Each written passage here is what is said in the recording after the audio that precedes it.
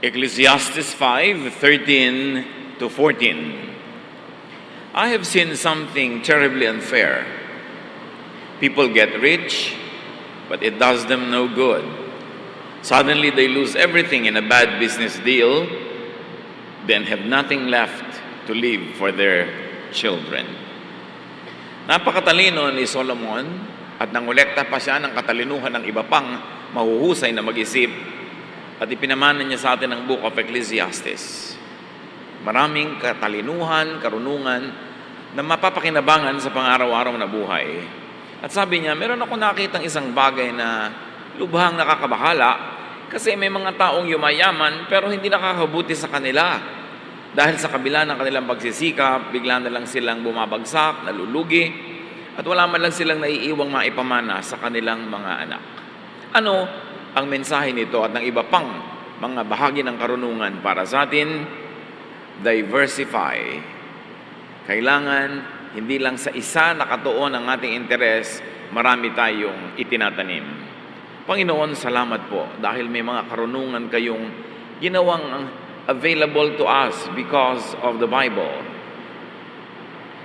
Teach us, Lord, to learn from the wisdom of ancient people and give us the wisdom to apply in our contemporary setting the wisdom of the ages. Turuan niyo kami, buksan ang aming isip upang lalong maging makabuluhan at mabunga ang aming mga buhay sa iyong ikaluluwalhati at sa amin na maikagiginhawa. We ask you to be our speaker. Patawarin niyo po kami sa aming mga kasalanan at linisin niyo kami, Panginoon, pagyang dapating tumanggap ng inyong kaliwanagan. Kayo ang mangusap at mangaral. Hinihiling namin ang lahat ng ito sa ngalan ng iyong anak na si Jesus. Binibigyan kahulugan ng word na diversified as to change something so that it has more different kinds of people or things. Ang pag-diversify ay pagbabago sa mga bagay-bagay para lalong maraming maging mga kasaling bagay-bagay o mga tao sa kanilang formula at hindi lang maging iisa. Sa John 10:10, sabi ng Panginoong Jesus, I came that you might have life and have it abundantly, have it to the full. It is the will of Jesus that we have a full spiritual, physical, emotional, and material life. Kaya maraming katuruan si Jesus tungkol sa pamumuhunan at pagbumuhunan ng mabuti para magtubo, kumita, at maging masagana. Ecclesiastes 11 verse 2, put your investments in several places, many places even, because you never know what kind of bad luck you are going to have in this world.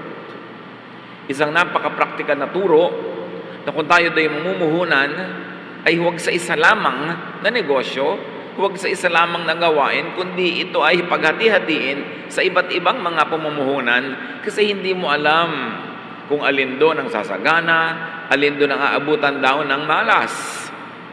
Maraming mga conservative Christians na tatakot sa word na yan, pero yan talagang ideya sa maraming teaching sa Bible. Meron talaga mga bagay na hindi mo malaman kung bakit. Ginawa mo naman ang tama, ginawa mo lahat ng mabuti, pero hindi pa rin naging maganda ang bunga. Sabi ni Solomon, time and chance happens to all, or we all have our share of bad luck. Nangyayari. Kaya hindi mo pwedeng iasa ang lahat-lahat ng iyong hanap buhay sa isang pinagkukunan lamang. Kaya napakarami mga tao ang bigla-bigla naghihirap kung yung padre de pamilya ay biglang sumakabilang buhay. O kaya yung kaisa-isang nilang negosyo ay nasunog o biglang nalugi dahil wala silang ibang inaasahan. Kumbaga ang mga bahay natin, at least 4 ang poste, 4 ang haligi, kasi para stable. Alangan namang isa lang o 2. Para matibay, marami kang tukod, marami kang inaasahan at maraming suporta na pwedeng pagkuhanan. Ecclesiastes 11:2, be generous and someday you will be rewarded. Share what you have with 7 or 8 others because you never know when disaster may strike. Maging mapagbigay daw at magbigay sa marami, hindi lang sa isa. Sa 7 hanggang 8, ating bigyan, tulungan, kasi sabi, hindi mo alam kung paano at kung kailan darating ang mga dagok ng buhay. You do not know which project disaster might strike, and you don't know how disaster might strike. Isang tao lang ang ginawan mo ng mabuti. Sa kanya ka lang nagmahal, sa kanya mo inilagay ang lahat-lahat. Tapos bigla kang iniwan o bigla siyang sumakabilang buhay, paano ka na? Isa lang ang yung pinakisamahan. Isa lang ang binigyan mo ng halaga, paano na pag nawala yun? Isa lamang ang negosyo na at pinagtuunan mo ng pansin, paano kung biglang hindi na uso yung negosyo mo? Lalo ngayon sa mga panahon na ito, very fast changing ang technology. Maraming mga bagay, biglang napapalitan na lang ng technology. Paano ang iyong hanap buhay? Sabi nga ng matatanda, do not put all of your eggs in one basket. Hindi mabuti na ang lahat ng itlog mo ilagay mo lamang sa isang basket kasi baka malaglag yung basket na yon, matapakan ng iba, durog lahat ang iniingatan mong itlog. Kailangan hiwa-hiwalay ang pinaglalagyan kasi hindi mo alam kung saan dadapo ang dagok ng kapalaran. Sabi naman ng mga kabataan ngayon, do not put all of your files in one hard drive. Have a backup. Kasi hindi mo alam kung may mangyayari dyan o ano man. In other words, do not invest all of your resources in just one enterprise. Hindi lahat ay ilalagak sa isang hanap buhay, sa isang negosyo, sa isang proyekto. At yan ang ating binasa kaninang verse, ang ating balikan. Ecclesiastes 5:13 to 14. I have seen something terribly unfair.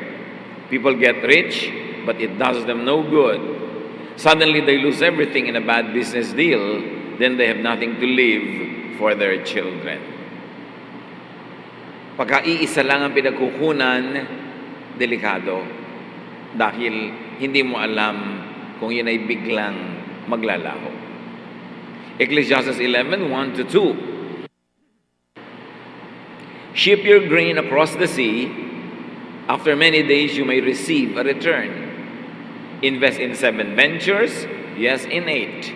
You do not know what disaster may come upon the land.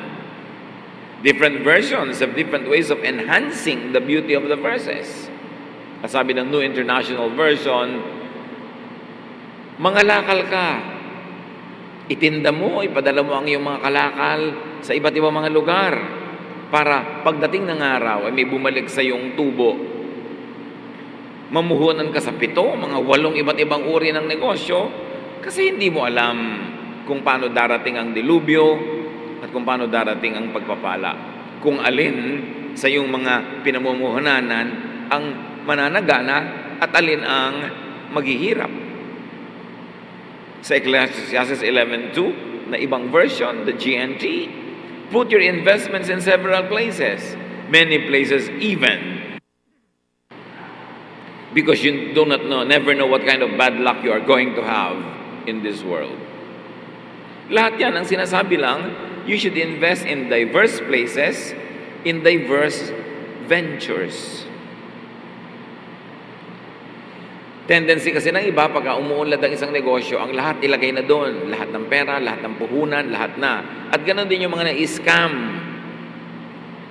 Pagka may nagsabi sa'yo, sumali tayo dito sa pyramiding na ito, sumali tayo dito sa kung ano man na gimmick na ito, mag-i-invest ka ng konti. In 1 week, malaki ang tubo.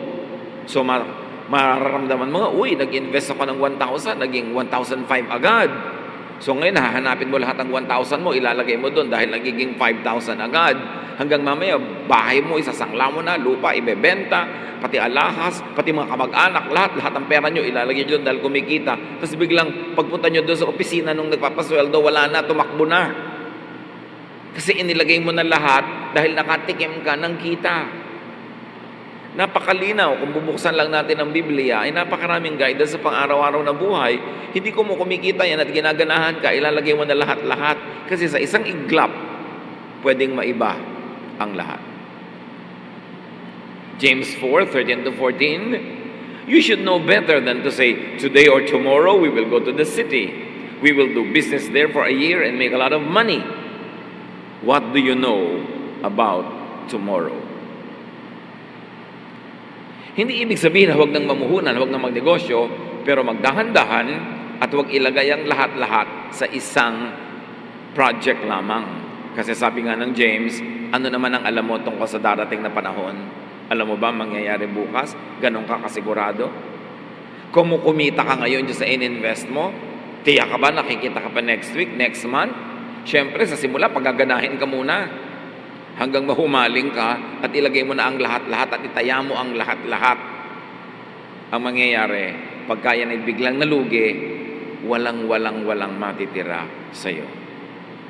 Maraming halimbawa sa Biblia ng diversification. Si Solomon, napakagaling dyan. Ecclesiastes 2:4-8. I did some great things. I built houses and planted vineyards. I had flower gardens and orchards full of fruit trees. And I had pools where I could get water for the trees. I owned slaves, and their sons and daughters became my slaves. I had more sheep and goats than anyone who had ever lived in Jerusalem. Foreign rulers brought me silver, gold, and precious treasures. Napakatalino nito yung Solomon na yung ibinigay sa kanyang kayamanan ay napadoble-doble pa niya ng higit-higit. Sabi niya, marami akong ginawang mga magagaling na mga bagay, nagtanim ako ng mga halamanan, pero hindi lang yun. Naghukay ako ng mga lupa, pinuno ko ng mga tubig, meron akong mga reservoir para hindi lamang nakaasa ako sa ulan, meron akong nakareserbang tubig para yung investment ko sa itinanim ko ay hindi biglang maglalaho pagka nagkaroon ng tagtuyot. Meron siya mga fallback. Sabi niya, nagpaparami ako kahit ng mga alipin na, alam niya naman nung araw, ang alipin ay pag-aari ng kanilang mga Panginoon. Sabi niya, at pati ang kanilang mga anak ay nagiging akin din, dumami ang lahat ng akin tinatangkilik, maging mga tupa, mga baka, at kung ano pa. Dahil siya, hindi lang niya inilagay ang kanyang runong at investment sa isang bagay. The teacher invested his wealth in various economic resources that could increase his wealth even more. Yung babae ng Proverbs 31 na hinahanga ng lahat ng panahon, kung paano siya i-describe her with her own hands, she gladly makes clothes. She is like a sailing ship that brings food from across the sea. She knows how to buy land and how to plant a vineyard.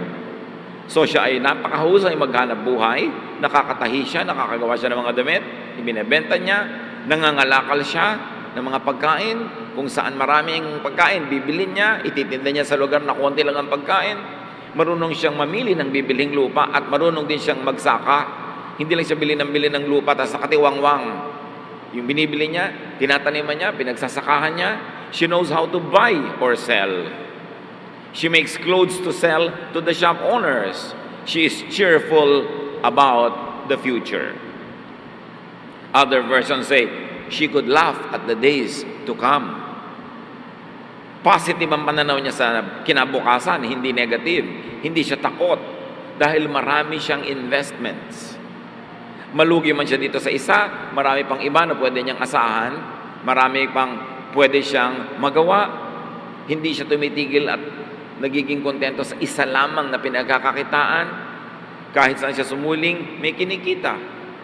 So, do not invest all of your love in just one object. So do not invest all of your money in just one project.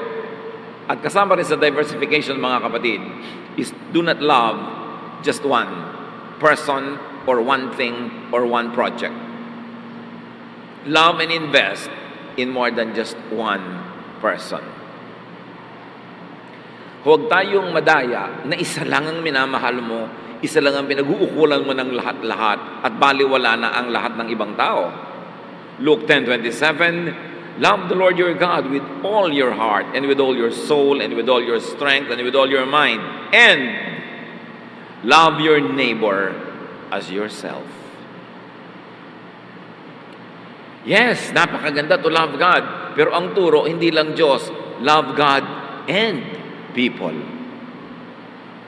Napakarami mga tao pag naging relihiyoso, nagiging bulag na. Kung ano man ang pagtingin nila, kung paano nila ibigin ng Diyos, hindi nila iniibig ang kapwa.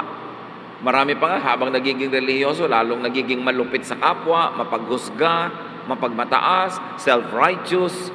So, Diyos lang ang minahal, Baluktot pa ang paraan ng pagmamahal at wala nang minahal na kapwa-tao. Marami mga tao nagiging relihiyoso tapos pinapabayaan ng pamilya nila. Laging nasa relihiyon, hindi malang magsaing, hindi maglaba. Pinakalimutan ang mga duties nila. Nung nahumaling sila sa mga religious membership, mga religious activities, ayaw na magbayad ng mga utang, hindi na nila pinapabayaan na nila ang kanilang mga ibang tungkulin at puro yun na lang relihiyon ang inatupag. Sabi, love God and love people. At kung ikaw isang family person, hindi excuse na napaka-active mo sa church as pinapabayaan mo na ang mga trabaho mo sa bahay, ang mga tungkulin mo sa iyong mga mahal sa buhay. Dapat sabay. Malaki ang ibinigay ng Diyos na puso sa atin na kaya nating magmahal sa Diyos at sa tao sabay. Hindi pwedeng isa lang. Katulad sa mga pamilya, ang dami-daming anak, may isang paborito. Merong isa na lagi na lang yun ang binibigyan ng mabuti, ng maganda, ginagawa ng mabuti. Katulad na lamang ng mga tao na sa pamilya mismo nila, sa Biblia, ang dami-dami nila pagkukulang sa kapwa. Genesis 27:38, matapos ibigay ni Isaac ang kanyang pagpapala doon sa isang anak na nandaya sa kanya, sabi ng anak niyang panganay, Father, Esau asked, don't you have more than one blessing? You can surely give me a blessing too. Then Esau started crying again. Marami mga dysfunctional families sa Bible. Hindi natin dapat kopyahin ang mga ginawa nila. Dapat tayong matuto sa kanilang mga pagkakamali. Hindi ko mo Bible character sila, dapat na silang tularan. Katulad ng pamilyang ito that practice favoritism. Yung tatay, paborito yung anak na panganay. Yung nanay, paborito yung anak na bunso. Naglalabanan tuloy yung magkapatid, nag-aagawan ng blessing, nag-aagawan ng favor. Magulang ka, 5 ang anak mo, mahalin mo lahat, hindi isa lang. 3 yung anak mo, hindi may paborito ka pa, kinakalimutan mo yung 2. Bakit? Saan pagaling yung anak mo na hindi mo paborito? Di ba sa'yo rin? Dugo ng yung dugo, laman ng yung laman? Hindi dapat na isa lang ang minamahal mo. Meron namang mga magulang, nung nagkaanak, yung anak talaga mahal, kinalimutan na yung asawa. Puro anak na lang. Nagkukutsabaan pa ang mag-ina para lokohin yung tatay. Lahat ng mga yan, masasamang gawa. Hindi dapat ginagawa ng mga nananalig sa Diyos. Malaki ang puso natin dahil tayo inilikha sa wangis ng Diyos. Marami tayong pwedeng sabay-sabay na mahalin. Ngayon, hindi naman yan tungkol sa maraming asawa. Dapat pag may asawa ka, doon ka na lamang mag-focus sa pagmamahal na pang-asawa. Pero may pagmamahal ka pa na pang-magulang. May mga tao pagka nag-asawa, lalo mga lalaki, nalilimutan na ang magulang. Yung asawa na lang na sinisinta. Yung asawa na lang ang binibigyan, inaalala, nalilimutan na yung nanay, nalilimutan yung tatay. Tuwang-tuwa naman yung asawang babae. Dapat kung yung sarili mo ang asawang lalaki ang nakakalimot sa nanay niya, ikaw pa, wife, ang magpaalala, huy, dalawin natin ang nanay. Hindi yung kung makakahalata ka, mister, sa birthday ng mga biyanan mo, lagi kayong present, pero sa birthday ng mga magulang mo, hindi kayo nakakapunta. Makahalata ka pag laging ganon. Kasi maraming mga asawang babae, minamaniobra ang lalaki na hindi makapunta doon sa mga event ng sarili niyang pamilya. Pero sa pamilya ng babae, present sila lagi. That is evil. Dapat yung pinanggalingan ng asawa mo na pamilya, mahalin mo na yun, hindi sosolohin mo na siya. So, love a person and other persons. So, love your wife and your mother. Sabay. Love your husband and your mother-in-law. Sabay. Love your son and your daughter-in-law. Love your child and your other children. Love your career, love a thing, and love people. Love your church and love your school and love your work. Huwag niyong nineneglect yung isa para sa isa. Pwede niyong balansehin yan. Hindi yung papabayaan mo na yung school dahil nasa youth ministry ka. Pwedeng sabay yan. Time management lang. Kung papabayaan lang yung paghahanap buhay dahil lang may ministry ka sa church, pwedeng sabay yan. Yung minsan naman kasi ginagawa lang nating excuse sa katamaran na hindi na natin binibigyan ng oras yung iba dahil meron lang tayong paboritong gustong gawin. Pero dapat pare-pareho. Binigyan tayo ng 7 araw isang linggo, 6 na araw pagtrabaho, 1 araw pang pahinga. Sapat yun para gawin ang lahat. Malaki ang pusong bigay ng may likha, kasya ang maraming pagmamahal. Romans 12:16, live in harmony with one another. Do not be proud, but be willing to associate with people of low position. So, kasama na dyan, associate with people of any and all social positions. Huwag kang nakikisama lamang at nakikisalamuha doon sa gusto mong social class, economic class. Ang turo sa atin, tayo dapat nakikisalamuha, nakikipagmabutihan sa lahat ng uri ng tao, iba-iba man ang sitwasyon nila sa financial o sa social o educational background. Even Jesus fellowship with so-called tax collectors and sinners. So, dahil marami tayong dapat pagtuunan ng ating lakas at pansin, do not invest all of your brain in just one idea. Do not listen to only one teacher. Do not listen to only one teaching. Do not listen to brainwashing. At madalas, ganito ang nangyayari sa mga grupong relihiyoso. Pag naging miyembro ka ng isang grupong gusto kang i-brainwash, pinagbabawalan ka ng makinig sa iba. Pinagbabawalan ka ng magbukas ng iyong isip. Pinagbabawalan ka pa nga magbasa ng Biblia at mag-aral mag-isa. Kailangan laging may nagdidikta sa'yo kung ano ang dapat mong kuhaning kahulugan. Kinokontrol ang iyong utak. Dapat malawak ang utak. At kahit ano pang ating pinaniniwalaan na A, bigyan din natin ng pagkakataon yung kabaligtaran nito na B. Dinggin man lang natin ang argumento para makapag-isip tayong mabuti. Hindi pagka merong nagsumbong sa'yo, kampi ka na agad sa kanya, galit ka na agad sa kagalit niya, isang panig pa lang ang iyong nadidinig. Huwag mo kinalakihan mo na ang isang paniniwala, kakamatayan mo na. Pwede mong palitan ng iyong paniniwala, palitan ng iyong kaalaman sa pamamagitan pananaliksik at pag-aaral. Hindi ko mo minaituro sa iyong nanay mo na isang paraan ng paggigisa, hindi ka na mag-aaral ng ibang styles. Maraming styles.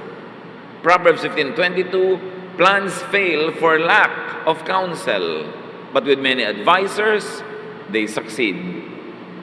Marami raw plano ang nabibigo dahil kulang sa magagandang payo. Pero kung maraming mahuhusay magpayo, nagtatagumpay ang anumang gawain. Kailangan bukas ang ating isip na makinig sa iba. Hindi tayo maging tamad na nakasanayan na natin yun. Ayaw na nating ma-challenge, ayaw na nating maiba. Truth will always stand the test. Huwag tayong matakot na magbukas ng isip. Ecclesiastes 1:13-14, I apply my mind to study and to explore by wisdom all that is done under the heavens. I have seen all the things that are done under the sun. Kaya naman napakatalino ni Solomon. Hindi siya nangimi na magbuklat ng mga karunungang dati tago. Hindi siya nangimi na tumingin sa mga bagay na ditiningnan ng iba. Hindi siya nag-alinlangan na mag-aral ng mga bagay na hindi niya dating alam. At hindi naman ibig sabihin nun, lahat ng natutunan niya, kinopya niya at ginawa niya sa buhay niya. Pero nalaman niya sa kanyang isip para magkaroon siya ng kakayahang mamili kung alin ang mas tama, alin ang mas mabuti, o kung paano gagawa ng kombinasyon sa mga iba't iba niyang alam para makabuo ng mga pamantayan sa buhay na makabubuti sa kanya at sa kanyang mga nasasakop. Hindi siya nagpalimit sa isa lamang na pananaw. Kaya napaka-importante na bukas ang ating isip. Alam niyo kung bakit marami sa mga malalayong nayon, sa malalayong probinsya, conservative, tapos yung mga nasa city, mas progressive. Kasi yung mga nasa city, mas maraming nadidinig, mas maraming nakakausap, mas maraming mga katunggali, o kaya ay kasang-ayon ng kanilang pag-iisip, kaya mas bumubukas ang kanilang isip sa maraming bagay. Pero yung nado ka sa malayong liblib na nayon, ang kausap mo lang lola mo, lolo mo, at saka ang aso, ano sa palagay mo? Lalaki utak mo doon? Kailangan marami kang nakakausap. Kahit hindi mo gusto kausap, pagtiyagaan mo. Sabi nga ng Desiderata, even the dull and the ignorant, they too have their story. In the marketplace of ideas, you must be willing to lay down your idea, to be criticized by others, to be critiqued, to be improved, and you must be willing to learn from others. Kaya ang mga progreso ay nasa mga lungsod. Ang backwardness nasa mga luwang, mga dulo-dulong mga kalayunan kasi kulang ang kausap. Marami mga tao tumanda ng tumanda, wala man lang bagong alam. Yung mga dati niyang mga pamahiin pa rin niya. Yung mga dati niyang takot pa rin niya. Yung dati niyang bias pa rin. Kasi walang nakakausap. At lalong-lalo kung napangasawa mo, higit lalong konti ang alam tungkol sa'yo. Ikaw na lang lagi ang amo, ikaw lagi ang nasusunod, ikaw lagi ang bida. Tapos wala ka nang nadidinig na iba, wala nang tumutuligsa sa'yo, wala nang nagtutuwid sa'yo. Sa palagay mo, lalaki ang iyong utak. Pag laging sa argumento, ikaw ang panalo dahil ikaw yung matanda, dahil ikaw itong naggumastos sa kanila, ikaw lagi ang masusunod, sa palagay mo, ulad ang iyong isip. Kailangan lagi tayo handa na ang ating mga iniisip, ang ating mga estilo, ang ating mga gawain ay suriin ng iba, na hindi tayo na memersonal, hindi tayo nasasaktan. Kung mas maganda yung ideya niya, ating tanggapin, o kaya tanggapin natin yung kalahati, isama natin sa dati nating ideya, lumalaki ang ating isip. Kung merong dapat laki ng laki, yan ang ating isip. Si Jesus grew in wisdom and stature, in favor with God and men. Even Jesus grew in wisdom. Hindi na sa kanya na agad lahat-lahat, kundi sa kanyang panunuri, pananalangin, pag-aaral, pananaliksik, pag-observe sa human nature. Sabi sa Bible, Jesus grew in wisdom. And we should grow in wisdom. At ang lumalaki lamang ay yung handa na iwan yung kinakalakhan niya. Kung ayaw mong iwan ang yung maliit na sapatos, kailangan patatilihin mong maliit ang yung paa. Kung ayaw mong iwan ang dati mo ng alam, dapat panatilihin mong maliit ang yung utak. Dapat binabago ang ating pag-iisip. Nakikinig tayo sa mga bihasa, sa mga maalam, sa mga may karanasan, sa mga nag-aaral, at maging hindi nag-aaral, marami rin karunungan yon, pero dapat willing kang makinig. Hindi may sinasabi pala yung kapwa, ayoko niyan, hindi ako nakikinig sa mga ganyan. Ganyan agad ang attitude mo. Mga dramang bukid na hindi tuloy lalaki ang isip. Kailangan lagi tayong handa na mag-isip. At sabi sa Ecclesiastes 11:6, plant your seeds early in the morning and keep working in the field until dark. Who knows, your work might pay off and your seeds might produce. Sabi, matapos kang magtanim sa umaga, huwag kang makontentong may naitanim ka na at magpapabanjing-banjing ka na, paparelax-relax ka na. Patuloy ka pang gumawa ng iba, magtanim ka pa ng iba, mag-invest ka sa iba, may gawin kang iba, kasi hindi mo naman alam kung yung itinanim mo lalaki at magbubunga. Huwag kang magpakasigurado. Kaya may konti ka nang nagawang tama sa simula, huwag kang tumigil ng kagagawa ng iba pang mga tama para mas malaki ang chances na ikaw ay tumubo, na ikaw ay sumagana. Ganon din sa pag-aaral, mga kapatid. Hindi ko mo natapos ka na ng kolehiyo, titigil ka na magbasa ng libro, titigil ka na mag-aral. Kailangan aral ka pa ng aral dahil mula nung natapos ka noong 1931, marami ng bagong karunungan na nadiskubre. Kung ang alam mo lang ay yung alam noong 1931, para ka matanda sa punso. Kailangan nadadagdagan ng alam. Walang tigil ang pag-aaral. Kawawa ang mga tagasunod ng sino mang pinuno na hindi nag-aaral at hindi patuloy na nag-aaral. Kasi patuloy lang niyang i-recycle yung mga lumang laman ng utak niya dahil hindi lumalaki ang utak. Kailangan nag-aaral ang tao kahit ano. At ang daming napag-aaralan ngayon. Huwag kang umaasa sa konti mo nagawa na noon. Gumawa ka pa ng marami. Kung may nagawa ka ng mabuti sa pamilya mo nung araw, huwag mong asahan ngayon na buong buhay ipe-pension ka na ng buong angkan mo dahil may nagawa ka sa kanilang mabuti nung araw, nung unang panahon. Baka ang tagal-tagal na nga nilang nakabawi sa nagawa mo sa kanila Baka tumubo ka na ng sobra-sobra sa konti mong nagawa. Keep doing good. Habang kaya ng ating katawan, huwag tayong tumigil sa pagtatanim ng mabuti. Kasi hindi mo naman alam kung hahaba ang buhay mo at dadami ka pa na kakailanganin konsumuhin. Tapos aasa ka sa napakakunti mong nagawa nung araw, sasandalan mo sa napakahaba mong buhay pala. Kailangan hindi tumitigil ng paghahanap buhay hanggang kaya ng katawan, hindi tumitigil ng pagtatanim. It is wise to consider alternatives. Plant in the morning and keep working until dark. Yan ang sinabi sa atin na Ecclesiastes 11:6. Do not invest all of your life in just one philosophy, one idea, one belief. Marami sa ating mga namana na relihiyon, namana na paniniwala, hindi naman natin talaga pinili eh. Minana lang natin. Hindi naman natin inisip na tanggapin, lumaki na lang tayo talagang isinaksak na sa ating utak yon. Dapat dumadating tayo sa panahon na sinusuri natin ang lahat ng pinaniwalaan natin at tinanggap nung araw nang hindi pa tayo nag-iisip. At ngayon nag-iisip na tayo, suriin natin kung patuloy pa rin nating tatanggapin o itatapon na natin o may ititira tayong kalahati at dadagdagan ng ibang bagong kalahati. Dapat nanunuri tayo. May mga tao, sarado ang isip. Yayayain mo, halika mag-Bible study tayo. Ay, ayoko. Ano mo naman ako, serrado, dekandado. Ipinagmamalaki na nakasara ang utak nila. Ano mang bagay na lagi nakasara, mapapanis. Kailangan nahahanginan ng saliwa, natatapunan ng liwanag. Dapat patuloy tayong nag-aaral at nanunuri. Hindi ko may relihiyon ka na doon ka ipinanganak, doon ka na mamamatay. Dahil hindi mo naman pinili yun namana mo lang yun. Hindi rin pinili ng magulang mo, baka namana din niya. Kaya kailangan dumadating ang punto na marunong ka na mag-isip, nanunuri ka, ito nga ba talaga ang gusto kong paniwalaan? Ito nga ba talaga ang kinagisnan ko na papayag na akong dito na rin ako mamatay? O ngayong meron na akong alam at karunungan ay pwede ko itong palitan? Pwede kong improvein. Sa pag-iisip mga kapatid, huwag serrado de kandado, dapat open. Kahit yung paniniwala mo para bang na-challenge, kung talagang matibay ang pinaniniwalaan mo, kahit anong challenge ang dumating dyan, tatayo pa rin yan. Pero kung natumba, nung minsan lamang na sinuri, hindi pa salamat ka natumba agad, nabisto mo na wala palang kwenta, at yumakap ka ng mas matibay at mas tama. Huwag dogmatic. Huwag na lagi na lang yung pinaniniwalaan mong yung igigiit. Dapat willing ka rin na makinig sa pinaniniwalaan ng iba at matapos mong manuri, manalangin, tsaka ka pumili kung sa katatayo. At huwag fanatic.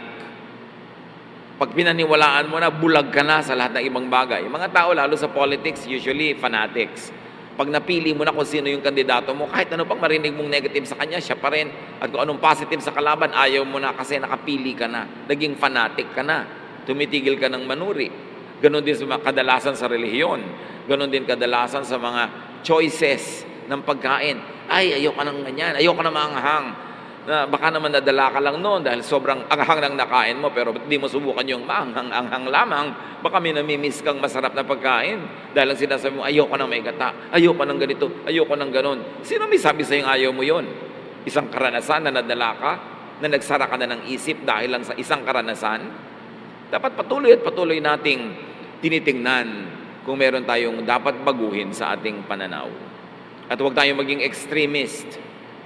Lagi na lamang Republican ka ba o Democrat? Lagi na lamang left ka ba o right? Red ka ba o yellow? Hindi lang ganun ang buhay. Maraming colors in between. Maraming shades in between. Huwag natin gagawing extreme ang sarili natin na merong label. Conservative ako. Ay, naku, ako hindi. Ako ay progressive. Laging there's a little bit of conservatism in us and there's a little bit of progressiveness in us. Walang taong extremely on the left or on the right. Maging sa mga ideya. Ecclesiastes 7:18, pag daw may magkatunggaling ideya, it is good to grasp the one and not let go of the other. Whoever fears God will avoid all extremes. Huwag laging extreme left or extreme right, extreme up or extreme down. Timplado tayo dapat. Especially in theological and religious extremes, political extremes, nagiging cardboard ang ating isip, nagiging two-dimensional, length and width lang, at walang depth, pag tayo ay extremist. 1 Corinthians 14:15, maging sa speaking in tongues at maging in control of what you're saying. Sabi ni Paul, then what should I do? There are times when I should pray with my spirit and times when I should pray with my mind. Sometimes I should sing with my spirit and at other times I would sing with my mind. Ito yung pagtatalo kung, will I speak in tongues that I do not understand, but the Spirit leads me according to the claims of many? Or will I never speak in a tongue I don't understand because I want to be always in mental and intellectual control of what is happening? Sabi ni Paul, hindi mo naman kailangan maging extremist na anti-tongue or pro-tongue. Hindi mo naman kailangan maging extremist na ayaw mo ng spiritual gift at puro gusto mo mental lang. Sabi niya, kailangan may mga panahon na you pray in the spirit at may mga panahon that you pray with your mind. In other words, sabi ni Paul, may mga panahon sa ating spirituality that it is good that you are in mental control of what's going on. At may mga panahon din na dapat na makidaloy ka na lang, umayon, at mawala ng mental control at hayaan mo lang that the Spirit will lead you. In other words, a little bit of this, a little bit of that makes a balanced person. Ang nangyari sa mga relihiyon, nagkaroon ng extremely conservative churches, nagkaroon ng extremely progressive churches, kaya magkaiba, nagtutunggali-tuloy. Pag naging member ko ng kabila, ang utak mo lumiit. Nandun ka lang sa kabilang sulok. Pag naging member ko ng kabila, lumiit din ang utak mo, nasa kabilang sulok ka lang. Sabi ni Paul, no. At sabi ni Solomon, a godly person will avoid all extremes, kahit religious extremism. Kailangan may balance. Hindi yung may mga churches, napasali ka, ang hiling magdasal. Wala na ginawa kundi magdasal araw-araw, umaga at gabi. Wala na ibang nagawa. Meron naman ang hilig-hilig sa kawang gawa. Puro kawang gawa na lang, wala nang aralan. Meron naman ang hilig-hilig na magkantahan. Pagod na pagod ka na, lupay-pay ka na, ayaw pa nilang tumigil ng kakakanta. Nagiging extremist. So sabi, dapat nagbabalance-balance ka. And also in love.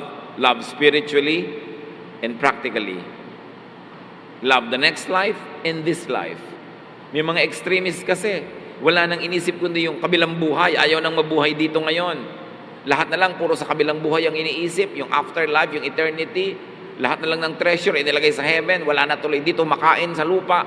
Extreme. May mga extreme na wala nang inisip kundi end of the world. 2,000 taon na natatakot yung mga tao na mag-end of the world. Hindi pa rin nangyari. So, dapat meron ka space in your heart na pag nag-end of the world, handa naman ako humarap sa Diyos. At ngayon, hindi pa nag-end of the world, hindi mabubuhay ako sa mundong ito. Papagandahin ko yung buhay ko at papagandahin ko ang buhay ng aking kapwa. Alin man ang mangyari, mag-end man ngayon o hindi, I'm okay. Dapat balanced. Yan ang tunay na kalusugan. Kasi kahit sa ating katawan, ang balanced person yung balance ng blood niya, hindi sobrang maalat, hindi sobrang matamis, hindi sobrang ganito, acidic, hindi masyadong ganon. Dapat balance.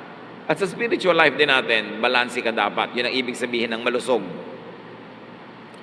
Hindi mabuti ang extremist kahit sa relihiyon.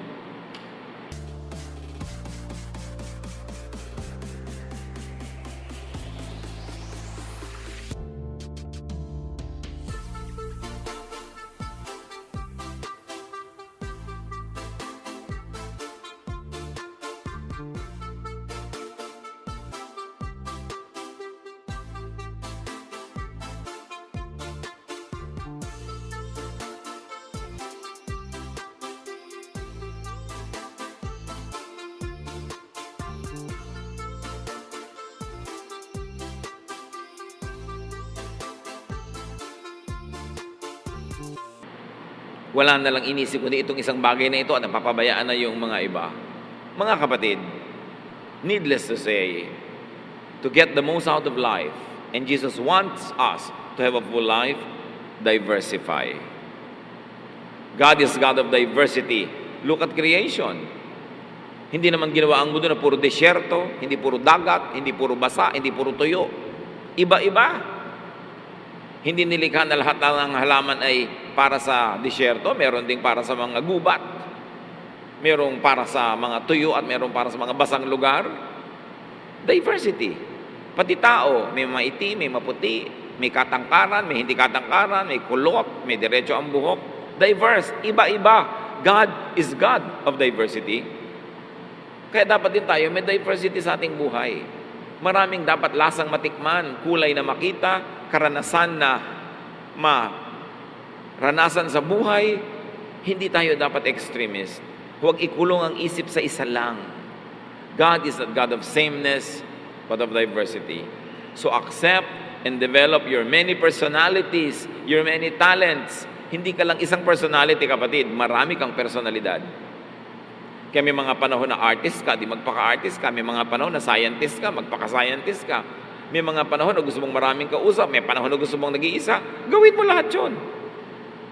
Huwag mong ikulong ang iyong sarili at matuto rin tayong makinig sa ating katawan. Kasi sinasabi rin natin ating katawan kung ano ang gusto niya mangyari sa kanya sa araw na ito, sa linggong ito, sa buwan na ito. May mga panahon na ang katawan mo sobrang active o di magpaka-active ka, gawin mo lahat ng dapat mong gawin.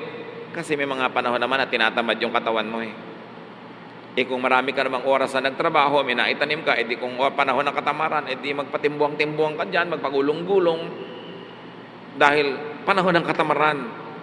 But earn your right na magkaroon ng panahon ng katamaran kung napakarami mo naman panahon ng sipag. Kailangan pinagbibigyan natin ng lahat ng yan kasi hindi tayo mga makina. And remember, do not put all of your eggs in just one basket. Kahit sa mga sumisinta, umiibig, huwag lang yung romantic love nyo ang inyong mahalin. Kaya tuloy pagka nawala yan, ayan kayo, nagtitirintas kahit walang buhok. Nakatingin sa kawalan. Pag na-in-love, puro yun na lang ang laman ng utak. No, mahalin nyo lang pero huwag lahat. At huwag nyo ring ibigay lahat. Kawawa yung kung magbigay lahat. Pagka inalisan ka, nilayasan ka, simot na simot ka talaga. Magtitira. Do not be in any extreme, even in romantic love. At kung mahal mo siya, mahalin mo rin ang sarili.